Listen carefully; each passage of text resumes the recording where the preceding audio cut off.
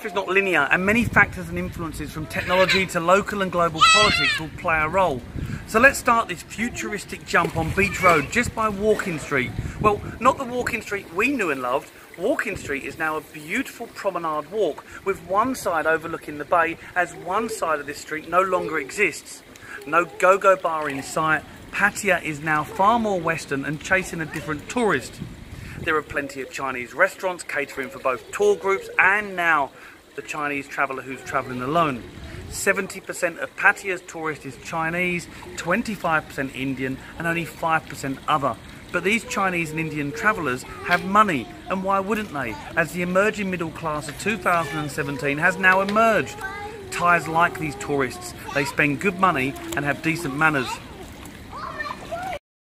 It's not uncommon now to see electric cars driving along Beach Road, and the tram system loop from Beach Road around Second Road has just recently been implemented, and it's proving a revelation. That, along with the new high-speed train from Bangkok, has transformed Pattaya.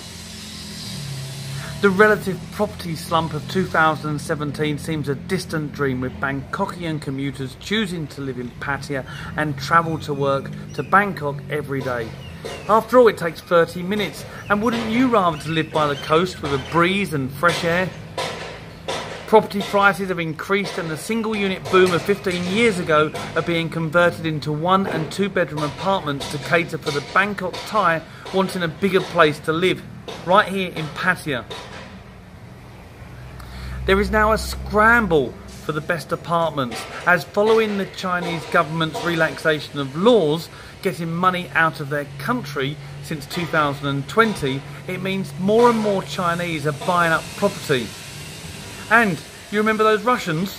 Well, they're back buying property now because the ruble has fully recovered following the disastrous President Trump legacy in America, which allowed the Russians to get a better foothold in global politics and see all trading sanctions removed. Bangkok, well, it continues to grow as the hub for travellers in Asia, and this has seen further overspill into the stretched Pattaya, which has seen suburban crawl go past Bang Sarai, mainly due to the international Utapao airport that sees direct flights from as far as the UK now.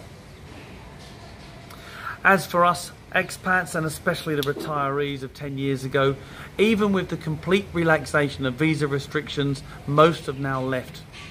Either pushed from economic restraints or moving to Cambodia and the Philippines, which are now like Pattaya was back in 2017. No wonder us expats of 2017 are so divided on whether Pattaya will be better or worse going into the future. The message here, I think, is it will be better for some, but there will also be casualties and be worse for others too.